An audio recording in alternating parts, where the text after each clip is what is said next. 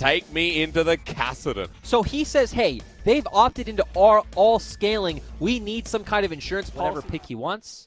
And he has the safety of picking this topside scuttle while Carson needs to be the one to be proactive, and he's doing it. On top of Crazy, now the escape as the searing charge is there, but he gets knocked away, flashed away. Matched by Carson as a cripple, and the match from 369. Sonic Wave resonating strike, and Yodong can't get there in time. Karsa picks up first blood. Looking to challenge, level advantage for the Trundle.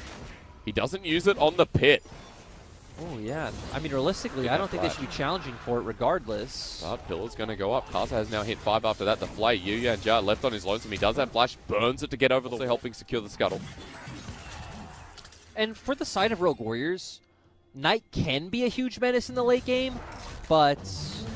For the Forge God, we're fighting yet again. Rogue Warriors want to take this double knockup. 369 is dead as well.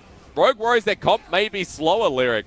But the bottom side, keep an eye on your screen and stop listening to us for a second. Karsa does have the Rift Herald in hand, and top of his board's a deep here. Chocho maybe on the wrong side of this battle as the Tempered Fate used, but not before the Death Sentence comes out. Sonic Wave into the bullet time resonating strike, but it is interrupted. Not before top esports have their way with Yodong as Ruby tries to get the shuffle back as Chocho dodges away from it. He'll die, but he can't get into the magical journey. It's the wrong way. Ruby on the backside, the cripple is going to kill him with Wuji. Now getting turned on as well. Knight ready to jump back in as Lei has to flash over the wall. The Death Sentence short to the right.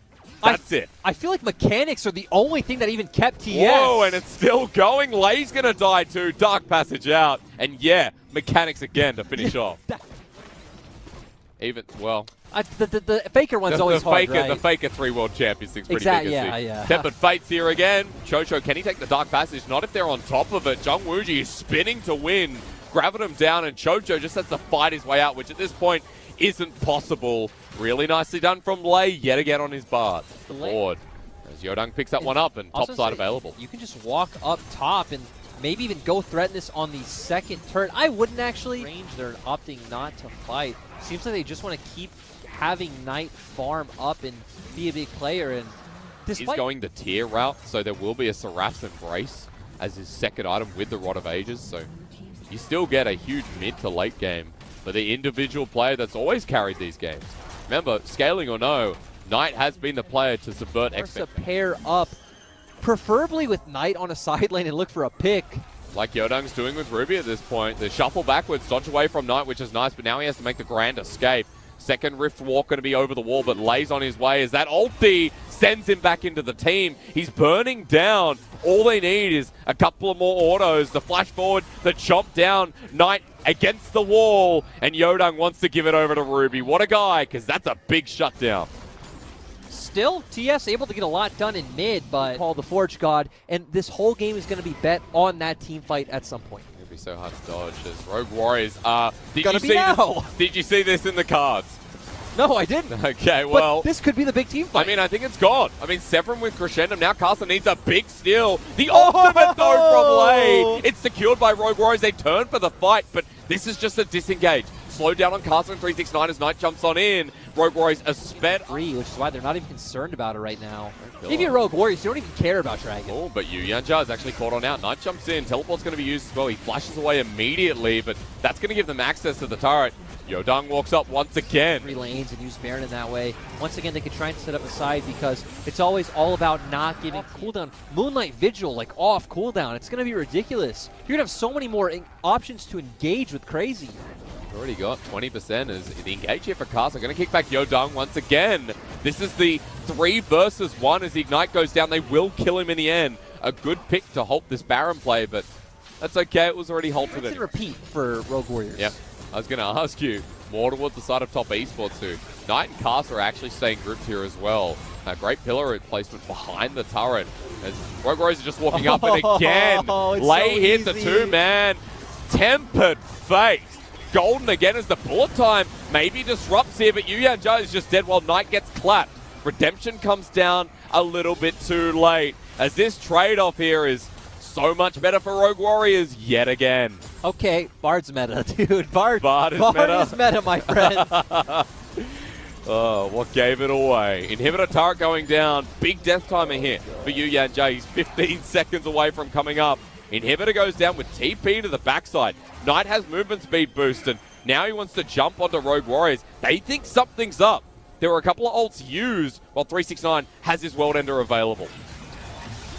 Okay, the jump in burst onto Knight. They turn for the engage, but a bit too far forward. The kick goes backwards. Low health bars as Ruby starts hitting Knight pretty hard. Runs away. Has the Sun Turret to build the space here as Casa into the back line. Needs to find his way, but if you know no one on TS has TP, it's not that big of a deal. And just start baiting around that Baron and look for the fight. It was used before when they tried to flank them before they got out. Not clean, but as Rogue Warriors, you wait like 30 more seconds, they're back up, you look for it again.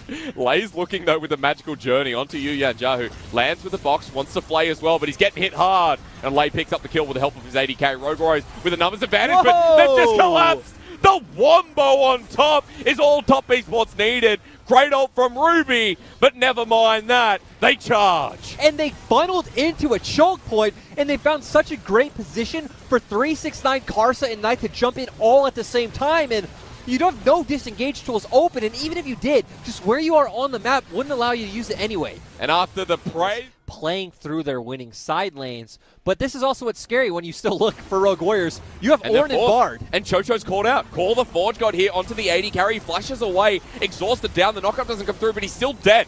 4 versus 5 for 50 seconds. The push is on from 9. Ornn and Trundle can just tank this.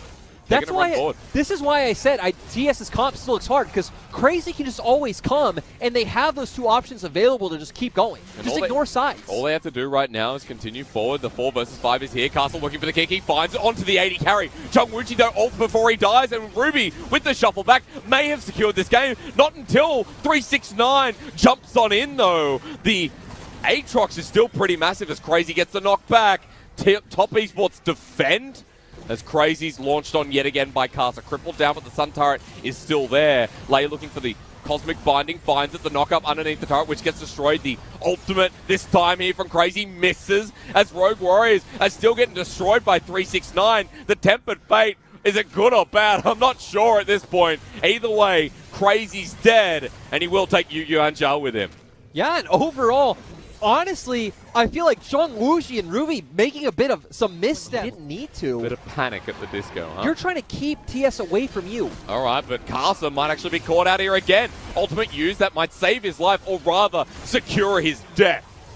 Shut down here for Rogue Warriors. They've found the jungler in front of the Cloud Solar's. Knight now has to jump back in the pit, but low health bars. He's over the wall. This Cassidy has scale, but in the middle. Can he get out with the Dark Passage? Yes, but locked on down with Gravitum. He's burning. He's ticking. He's out with the Rift Walk. Rather limp. At this point, the death sentence lands, but they're chasing someone else as Chocho is going to go down to Ruby. We're looking at the wrong camera to end this game. Yeah, this looks like it should just be over. But Top Esports want to get the flank done, but onto the Nexus. The focus is here, and Rogue Warriors shuffle them back. The focus, the priority, it's there, but on top of the Nexus, they just need to auto Jungwooji. Can't get it in time. Minion destroyed. Top Esports. Let's reset. Are there any wards in front of that Nexus? I don't think so. There are not. No teleport available so Ruby either. Not going to be able to go for any kind of crazy play. But I wonder. No, there's no way they can 20 go for seconds this, right? on Ruby, 5 seconds on Yodung, and Lay is in 10. He has the Tempered Fate. I think as long as Crazy and Yodong, okay, cool. Yeah. Big, as long as they aren't over ambitious. It wasn't their first game, excuse me, but it was one of them. I think all of us who were watching at home remember you're in Dagda's series. It's plain open. It's just that easy. Yodung wants to find He Tuâ. It's one mistake that dictates this game as the ultimate lands again. The Tempered Fate with Call the Forge God landed on top of 369's coming in for the flank. They're targeting the support, and Ruby has miss-ultied. Knight jumps in, the bullet time takes down Lay, and Rogue Warriors have flubbed this one up as on top of Crazy in the backline. 369 wants to take down Jungwooji, but Aphelios heals it up. He's still alive. Look at Jungwooji. It's Knight versus him. Onto the backline, the Castellan's there. Knight does it again. A triple, make it his second quadra as 369 takes that away. Top Esports can't be stopped. Top Esports completely capitalizing on Rogue Warriors' mistakes, and death timers are too long. This game should be over. Into the base, Rogue Warriors were one hit away from that Nexus. Game 1 has launched this series into overdrive. They'll take down the inhibitor, and here comes the turrets next. This game was just a complete skill test for TES, though. And Knight jumped out of its shadow and said, if you say skill, it's me as a mid laner along side 369. Game 1 only just in the bag. You know, this game is just like every Rogue Warriors game where they get so close, they just have to do one or two things differently, and it would be theirs. Why are they throwing out the bar ultimate? Why are they throwing